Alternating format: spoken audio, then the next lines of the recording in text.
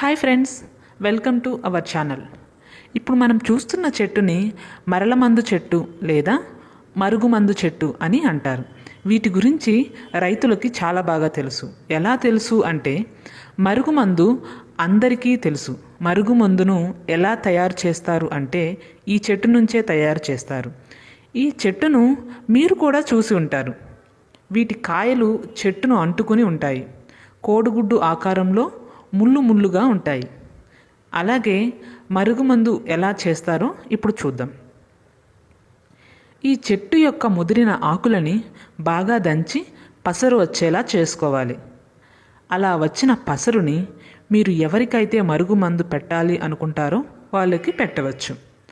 అలా పెట్టే ముందు మీ లాలాజలం కానీ, రక్తం కానీ, చెమట కానీ, మూత్రం కానీ కలుపుతారు.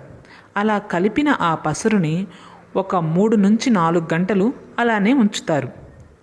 అలా ఉంచిన తర్వాత మీరు ఎవరికైతే పెట్టాలి అనుకుంటున్నారో వాళ్ళు తినే పదార్థంలో కానీ, తాగే నీటిలో కానీ కలిపి పెడుతుంటారు. ఇలా తిన్న తర్వాత 3 నుంచి 4 రోజుల్లో వాళ్ళ బిహేవియర్ మరియు మీ వెనకాల తిరగడం మొదలు పెడతారు.